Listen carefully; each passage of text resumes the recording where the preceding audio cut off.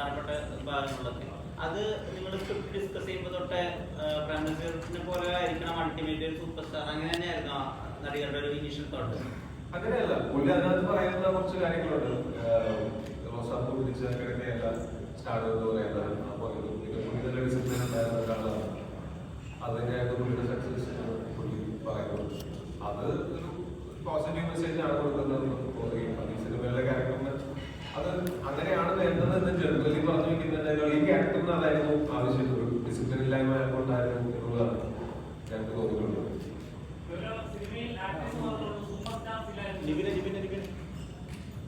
Actors ആണ് ഉണ്ടാവേണ്ടത് വിശ്വസിക്കുന്നത്.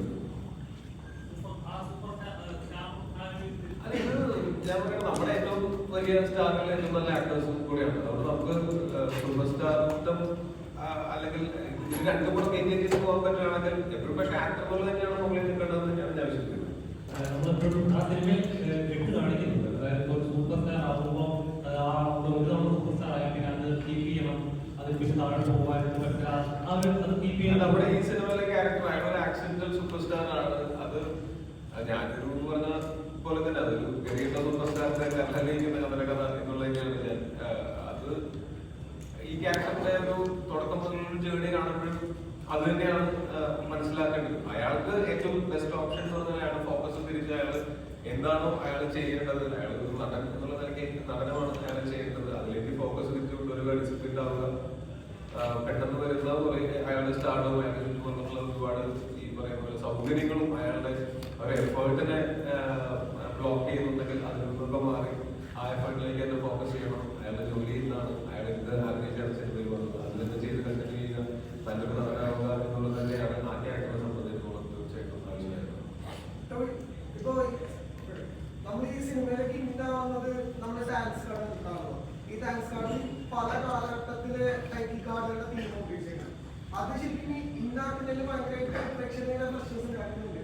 അത് ആരുടെ ചെയ്യുന്നു അങ്ങനെ ഒരു ട്രിപ്പിന് കൊടുക്കുക? തീർച്ചയായിട്ടും സംവിധായകൻ ഐഡിയയായിരുന്നു. അത് മാത്രമല്ല സിനിമയുടെ സങ്കേതങ്ങളെയും നാടകവും തുടങ്ങിയ സങ്കേതങ്ങളെയൊക്കെ കൂടുതൽ ഉപയോഗിക്കുക. ഒരു ആക്ടറിന്റെ കഥ പറയുന്ന സമയത്ത് അങ്ങനെ ഉള്ള രീതിയിൽ കഥ പറയുന്നതായിരിക്കും നല്ലതെന്നാണ് തോന്നിയത്.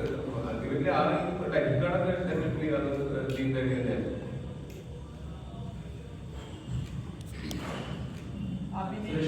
ഇപ്പൊ എല്ലാ സിനിമയിലും രാജനീയത ബന്ധപ്പെട്ട എല്ലാ സിനിമയിലും സുരേഷ് ഏട്ടനുണ്ട്. അപ്പൊ എങ്ങനെയാണ് നിങ്ങൾ തമ്മിലുള്ള അന്തർധാര?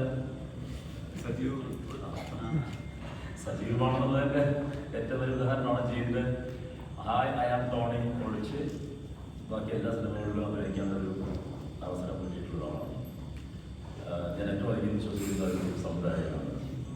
ഈ സിനിമയുടെ കഥയുടെ തുടക്കം ഒരു ഫസ്റ്റ് ഡ്രാഫ്റ്റ് മുതൽ ഓൾമോസ്റ്റ് ഞാൻ കേട്ടിട്ടുള്ളതാണ്. നമ്മൾ ഈ സിനിമയിൽ ഞാൻ ചിലപ്പോൾ ഒരു ഗസ്റ്റ് അപ്പിയറൻസ് ആയിരിക്കും ചെയ്യാൻ പോകുന്നത് എന്നുള്ളതായിരുന്നു എൻ്റെ ഒരു കാര്യം. പിന്നീടാണ് ഞാൻ ഈ ഒരു ക്യാരക്ടറിലേക്ക് തന്നെ മാറ്റപ്പെടുകയും ഒക്കെ ഉണ്ടായിട്ടുള്ളത്. സോ അൾട്ടിമേറ്റ്ലി അത് ജീൻ്റെ സിനിമയാണ്. എനിക്ക് ഏറ്റവും അധികം എന്താ പറയുക ഫ്രീഡം തരുന്ന ഒരാളാണ്.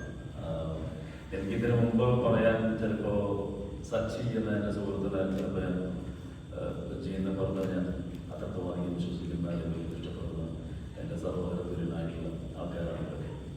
അപ്പോൾ അവർക്ക് എന്നെക്കൊണ്ട് എന്ത് ചെയ്യിപ്പിക്കാൻ കഴിയും അല്ലെങ്കിൽ എന്താ പറയുക ഞാൻ എന്ത് ചെയ്യാൻ പറ്റുമെന്നൊക്കെ വിശ്വസിക്കുന്ന അല്ലെങ്കിൽ അവർക്ക് അറിയാവുന്ന ആൾക്കാരാണ്.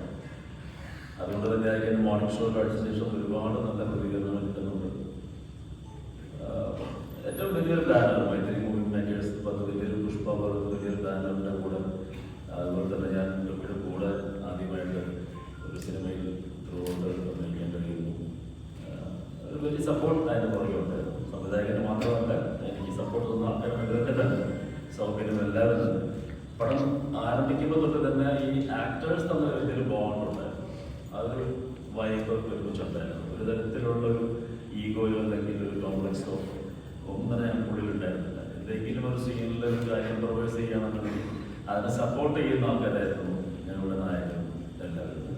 അതുപോലെ തന്നെ ഞങ്ങളുടെ പ്രൊഡ്യൂസേഴ്സായ മറ്റ് അലനാറ്റണി അതുപോലെ എല്ലാവരും തന്നെ അതിൻ്റെതായിട്ടുള്ള ഒരു സപ്പോർട്ട് നമുക്കുണ്ടായിരുന്നു. അതൊക്കെ തന്നെയായിരിക്കാം ഈ സിനിമയുടെ ഒരു വിജയം ഞാൻ വിശ്വസിക്കുന്നു. ചടഞ്ചേരി ക്യാരക്ടറിന്റെ പ്രത്യേകത ഈ ഡിപ്ലോമസി ഉണ്ടല്ലോ, നയതന്ത്ര റിയൽ ലൈഫ് ആയിട്ട് ആരെങ്കിലും ഇപ്പൊ ഇടപെടൽ ചേട്ടനോട് അങ്ങനെ ആരെങ്കിലും റെഫറൻസ് ഒക്കെ എടുത്തത്? ഇല്ല, തീർച്ചയായിട്ടും എല്ലാ ആക്ടേഴ്സിന്റെയും എല്ലാ വലിയ നടന്മാരുടെയും പറയുകയും ഇങ്ങനത്തെ ഓരോ ആൾക്കാരുണ്ടെന്ന് പറഞ്ഞാണ് നമ്മുടെ അനുഭവം കൊണ്ട് കണ്ടിട്ടുള്ളത്. അത് അത്തരം കാര്യങ്ങളാണ് ഈ സിനിമയിൽ പുറത്ത് കാണിച്ചിട്ടുള്ളത്. അതൊരു പക്ഷെ മറ്റു സിനിമയ്ക്കകത്ത് സിനിമ ചെയ്ത സിനിമകളിലൊന്നും അങ്ങനെ അധികം കാണിച്ചിട്ടില്ല. സോ ഇപ്പോഴും അത്തരം ആൾക്കാരൊക്കെ ഉണ്ട് അവരുടെ പുറകിൽ. കാരണം അവർ നമ്മൾ കാണുന്ന പോലെ ഈ ഒരു ഇൻസ്റ്റാഗ്രാമിലോ അല്ലെങ്കിൽ മറ്റെന്തിൽ കാണുന്ന പോലെ അല്ല. അവരുടെ പിന്നിൽ രാത്രിയും പകരമായിട്ട് അവരുടെ ചിന്ത മുഴുവൻ അടുത്ത സിനിമ എങ്ങനെ ഹിറ്റാക്കുക, അടുത്ത ഹിറ്റ് ഉണ്ടാക്കുക എന്നുള്ളത് മാത്രം ചിന്തിക്കുന്ന ആൾക്കാരാണ്.